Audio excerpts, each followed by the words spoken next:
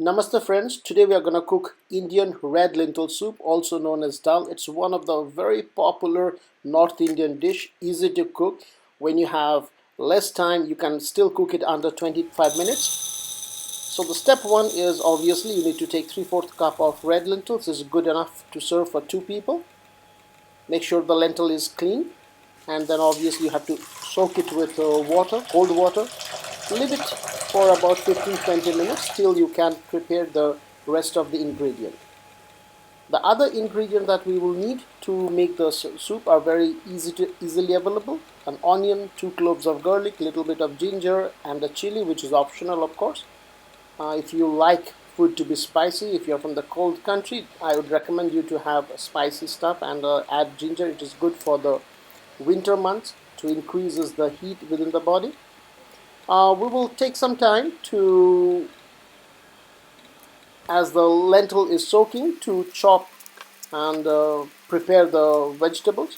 Just note that there is no Ayurvedic way of chopping garlic or onion, so just go as you know.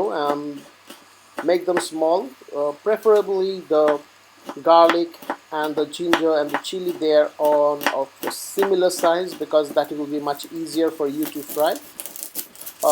I like to use red onion. They are more aromatic, and they also contain a little bit more water in them. So you have to keep that in mind. After you have chopped the onions, peel the garlic, we will dive into the next stage of the practice. Use ginger. Ginger is something that not only increases the heat in the body, it is anti-inflammatory. So if you have a body aches and pain, ginger is definitely gonna help you a lot, and I highly recommend for anybody who's like to have a good metabolism to add ginger in their food. Chili, well, too much is definitely bad, but if you're adding in little proportion, there is absolutely nothing wrong about that. Use as per the taste, and if you have a good tolerance to chili, you can add a little too much. Now let's get into the practice, get into the starting of the process. We will also dry roast cumin seed and pepper, black pepper. Now, why I'm roasting the cumin seed and the black pepper freshly, because it brings a nice aroma. See, this is the beauty about anything that comes in contact with the fire, with the heat. It changes, it evolves, and you, if you're doing this, you will realize just by doing the simple step of adding some cumin seed and the black pepper and roasting it fresh, the aroma magnifies a lot and it becomes really more tasty, the food. And after you have roasted them, allow it to cool for a while and grind them. Well, I have this mortar. If you have a hand blender, you can use that as well. Make sure you don't have to make them very fine, so leave them a little coarse as you are grinding the cumin seed and the pepper. And the quantity of cumin seed and the pepper is not too much. It's like a half teaspoon of each.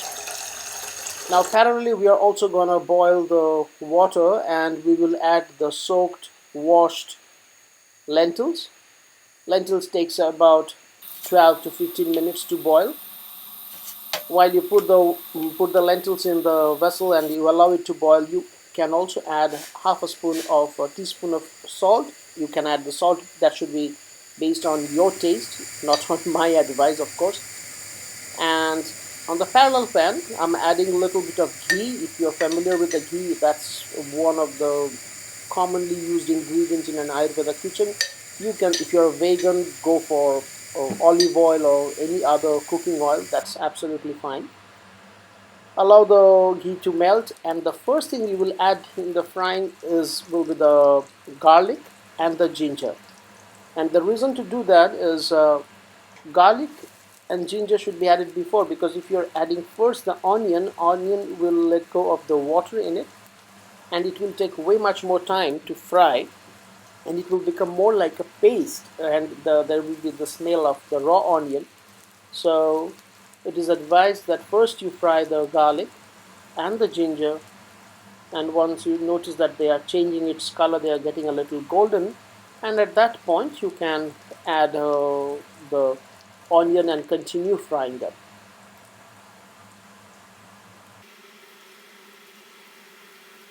When you add the onion, make sure that you reduce the heat. It's better to make sure that the onion doesn't get burned. So in Ayurveda, the way you cook every vegetable, whether you're deep frying them or you were just cooking it in a lightly fried, that decides whether the food is in a balanced state or it has lost its balancing property of its ingredient. So don't deep fry the onions, and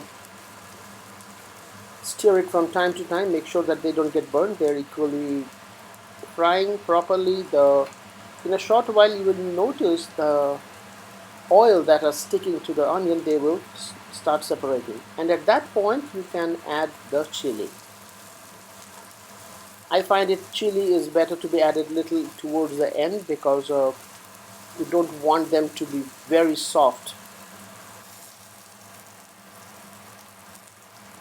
And at this point you're adding the grinded condiments,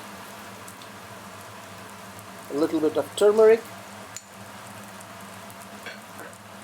Turmeric is one of the most common ingredients in an Ayurvedic kitchen because it helps to disinfect.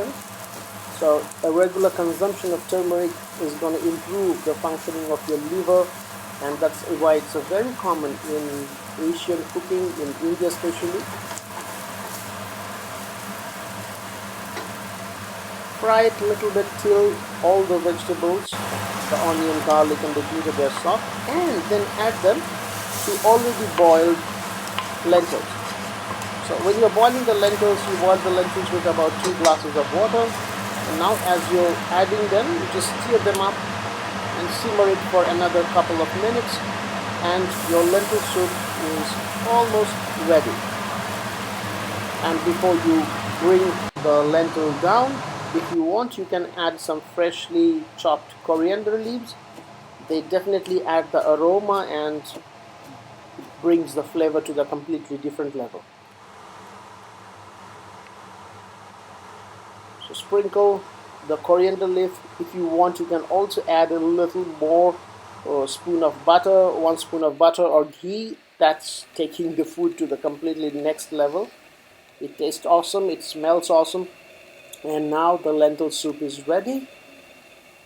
Enjoy the food, bon appetit, and I hope the food gives you nourishment and health. Namaste.